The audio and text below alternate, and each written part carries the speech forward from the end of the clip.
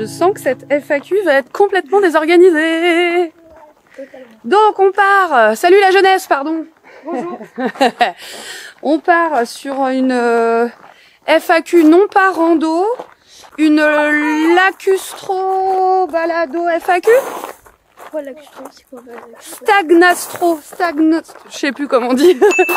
L'adjectif relatif à l'étang. On va dire que c'est pas un étang mais que c'est un lac. Donc une lacustro balado FAQ. On va essayer de faire en sorte que mes enfants ne tombent pas dans l'eau. Oui. Toupie Beyblade.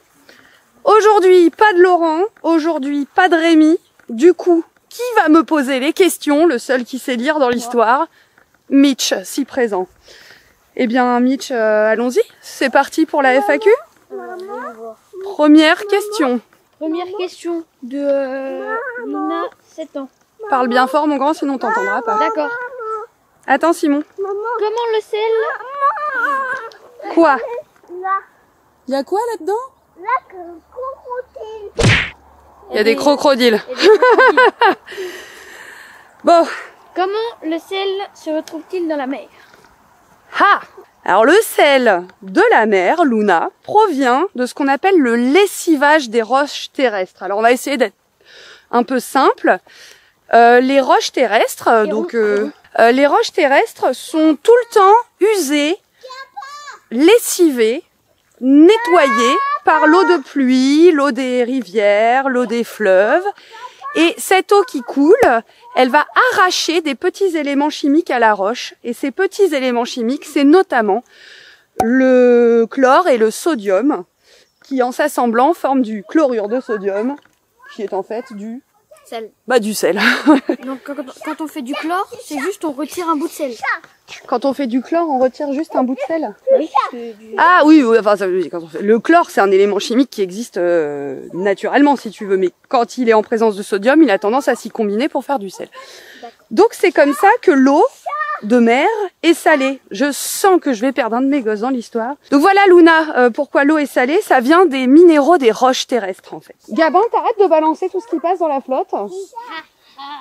Bah, ah une plume. Ah évidemment il marche dessus, purée. Bah c'est malin, elle a été complètement déchirée. Ah une autre. Pourquoi les poules des œufs pondent?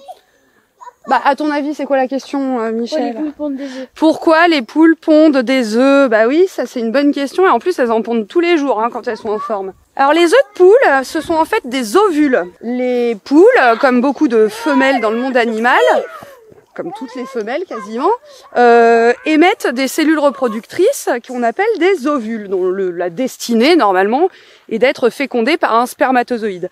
Là en l'occurrence ce seraient les spermatozoïdes d'un coq. Il se trouve que les poules, il a décidé de faire le castor en fait. Mais Gabin? Je sais pas ce qu'il fait, il va faire un barrage. Il se trouve que les poules ont la particularité de ne pas être soumises à la saisonnalité, les poules pondeuses. Donc en fait elles pondent des œufs toute l'année quasiment par sélection. Alors les poules plus sauvages ont tendance à pondre plus à une période de l'année, au printemps, etc.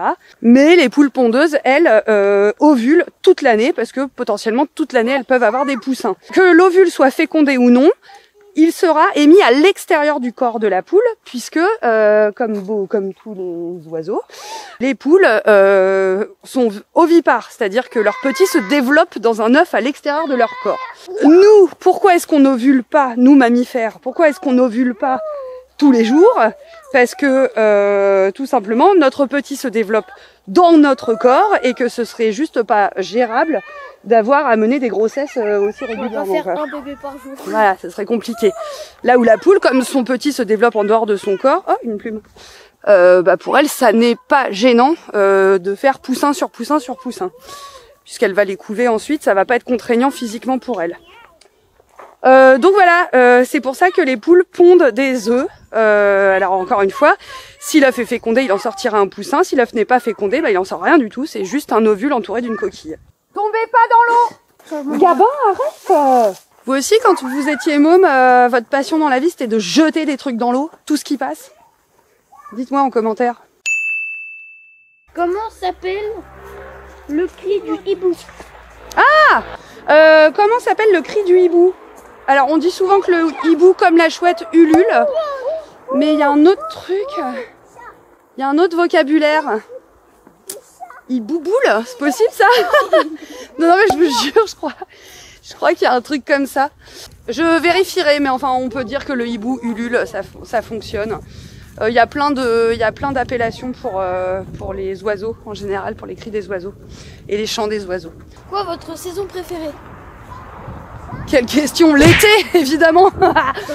Je suis en hypothermie tout le reste de l'année. Non pas du tout, il y a plein de gens qui aiment d'autres saisons. Moi j'aime pas l'hiver parce que c'est nul, parce qu'en fait la neige c'est bien, mais c'est nul quand même parce que ça trempe dans les bottes. Et le reste du temps en plus, enfin la neige de toute façon on n'en a plus vraiment. Voilà, hein. d'habitude l'hiver c'est surtout gris et 10 degrés.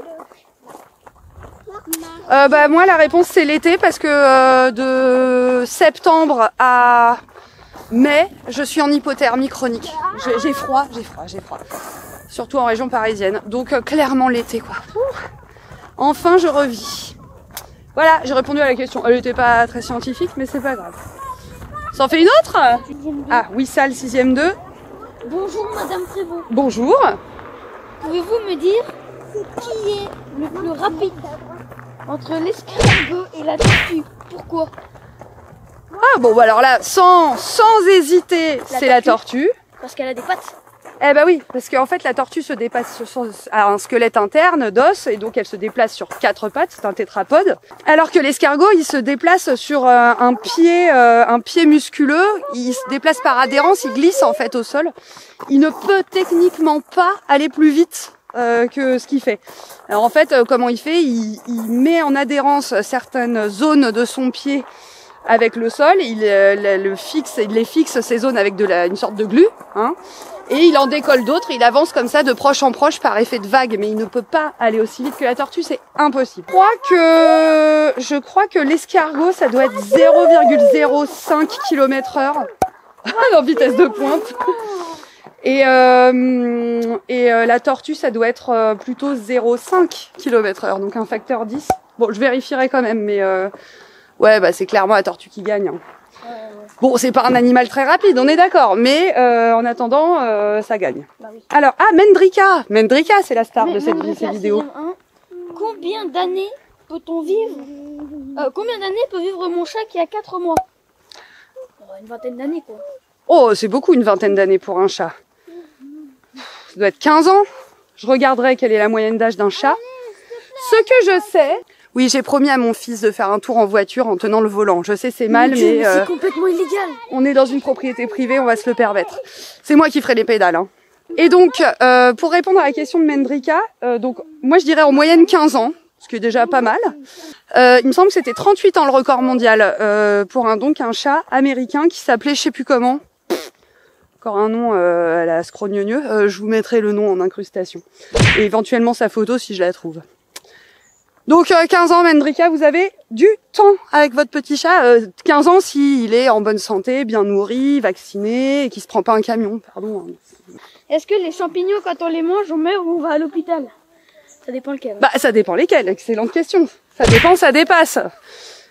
Alors les champignons comestibles, bah quand on les mange, tout se passe bien puisqu'ils sont comestibles. Par contre, les champignons venimeux ou vénéneux? Venimeux. Venimeux. Ça a du venin. Ah, vénéneux. Vénéneux, voilà. Les champignons vénéneux, attention de ne pas se tromper, là forcément peuvent vous envoyer à l'hôpital, voire vous envoyer jusqu'à la morgue. Mais c'est comme tout dans des questions de poison, c'est la dose qui fait le poison. Donc il n'y a pas... si vous me demandiez quel est le champignon le plus dangereux du monde, bah ça dépend de la quantité que vous en prenez, quoi, en fait. C'est pas le truc avec les petits points blancs, là? Alors voilà, celle à laquelle on pense tout le temps, c'est l'amanite. Donc chapeau rouge, point blanc. Non mais regardez-moi ces enfants d'amour. Oh, ils m'offrent des fleurs. Oh là là. Il y a pas aussi l'amanite citron? Vous savez ce que c'est ça? Docus carota, la carotte sauvage. Merci pour cette jolie fleur de carotte, mon chéri, j'adore. Bon, après, sinon, il y a toujours le bon vieux champignon de Tchernobyl. Non, mais on parle pas de celui-là, on parle de celui qui se cueille et qui se mange.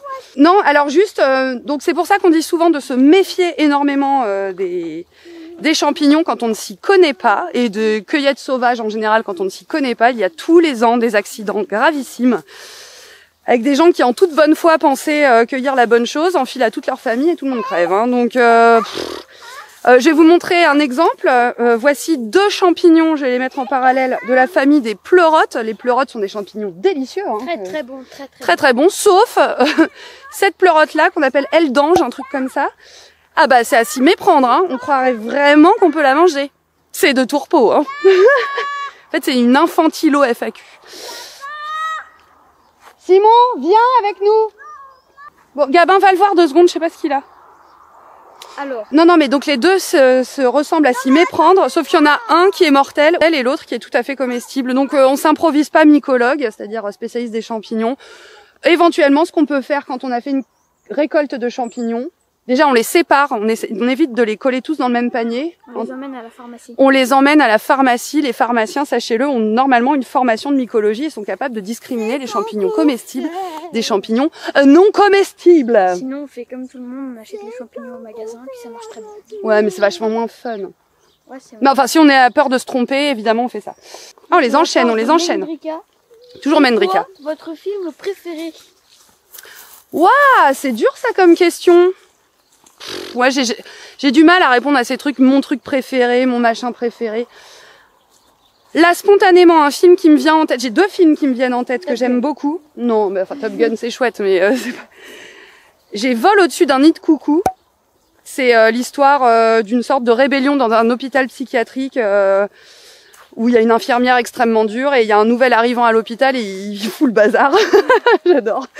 Et c'est un très beau film. C'est avec Jack Nicholson. Non, tu l'as pas vu effectivement, mais il est vachement bien. Après, je pense à 12 hommes en colère. Celui-là, j'aimerais bien que tu le vois. Super film sur une réflexion autour de la peine de mort, etc. C'est hyper intéressant. C'est un vieux film, hein. Mais il est vraiment, moi, il m'a marqué. Un très bon somnifère apparemment. Pas du tout. C'est pas. Oui, le regardez pas à 23h. Buvez-vous un petit café avant, quoi. Encore une fleur. Il va me cueillir toutes les carottes du terrain. Et en termes de musique, parce que la bande son dans un film, c'est quand même vachement important. Moi, le film... Oui, après. Le film que j'ai préféré, je pense, en termes de bande son, parce que je l'ai joué au piano, alors du coup, forcément, c'est La Leçon de piano, qui est un film terrible, un drame. Bon, c'est un beau film, hein, mais c'est un drame. C'est pas forcément pour votre âge, je pense au 6e notamment, 4e ça se tente éventuellement, mais bon. Mais alors la bande son, magnifique, magnifique. Écoutez la bande son, ça vous pouvez. Hein. Les morceaux sont splendides. Michael Nyman, le compositeur, si mes souvenirs sont bons, je vérifierai. Voilà, j'ai répondu à la question. C'est à nouveau pas du tout des SVT, mais c'est pas grave. Alors, question suivante. Pourquoi les nuages sont blancs? Ah, blanc, gris, tout ça. Alors que le ciel est bleu, je suppose que c'est ça la... Bah... Oui, hein. Oui, moi je sais, hein. Tu sais, vas-y, réponds. Que c'est de la vapeur d'eau. Et donc? Et que là, en fait... Il n'y a pas de vapeur d'eau dans le ciel? Bah si, les nuages. Oui, mais dans l'air. Dans l'air, il y a un peu de vapeur d'eau, mais en fait, elle est pas condensée, elle est sous forme vapeur, justement. Si elle est sous forme de gouttelettes d'eau en suspension, c'est à peine. C'est des toutes petites gouttelettes. Donc, en fait, dans l'air ambiant, quand la lumière solaire qui est blanche traverse l'air, elle va absorber une majorité des longueurs d'onde, sauf les longueurs d'onde les plus longues, justement, ce qui correspond au bleu, ce qui fait que le ciel est bleu. Et pourquoi les nuages sont blancs? Parce que eux sont formés de micro-gouttelettes d'eau, mais pas si micro que ça, et de petits cristaux de glace, etc. Donc, qui sont des structures quand même plus grosses. Et ces structures-là réfléchissent intégralement la lumière du soleil ou la laissent intégralement passer, mais n'absorbent pas préférentiellement certaines longueurs d'onde. Donc, l'intégralité, frimeur, l'intégralité de la lumière solaire, elle est blanche, ce qui explique que les nuages, quand ils sont pas trop épais, nous apparaissent blancs. Par contre, si on parle de cumulonimbus, d'orages de nuages qui peuvent atteindre 15-20 km de hauteur, là, ils sont tellement épais qu'ils ne laissent plus du tout, ils ne font que renvoyer la lumière solaire, ils ne se laissent plus du tout traverser par la lumière du soleil, et du coup, ils apparaissent gris de notre point de vue. Ils ne sont plus du tout éclairés, en fait. Donc, c'est ce qui explique que les nuages d'orage, très chargés d'eau, en général, apparaissent gris. Voilà, nuages de pluie et d'orage. Vous avez répondu à la question? Bah non, il y a plus de questions. Ah, c'était la dernière question. Bah voilà, on a paumé les gosses. FAQ rondement mené. Je vous félicite, Mitch. Absolument. Absolument. Bah, écoutez, j'espère que j'ai répondu aux questions. Je vais maintenant richement illustrer mon propos, couper les hurlements de mes enfants. Et puis comme ça fera une vidéo de plus à publier sur la chaîne. Un truc. Ah oui. Pour ceux qui regardent du contenu Minecraft sur YouTube, je monte les vidéos pour un ami et je vous conseille d'aller voir, voilà. Ça lui ferait très plaisir que vous allez voir ces vidéos, si ça vous plaît, vous vous abonnez, voilà. Fait de la promo pour ses potes. Lien dans la description. Lien dans la description, lien de la chaîne dans un coin de la vidéo. Je ne sais même pas qui est cette personne. Voilà, Mitch, si présent, fait du montage vidéo pour ce copain parce qu'il n'a pas encore l'âge légal pour faire ses propres vidéos, mais ça ne saurait tarder. Donc en attendant, il fait du montage gratuit et donc voilà, petite pub, petit coup de pouce pour son pote. Donc on vous met tous les liens et tout ce qu'il faut dans la description, dans les infos et machin et tutti quanti. Ouais. Eh bien, on vous souhaite une bonne suite de vacances. Je vais aller monter tout ça et on vous dit à la prochaine. Ciao.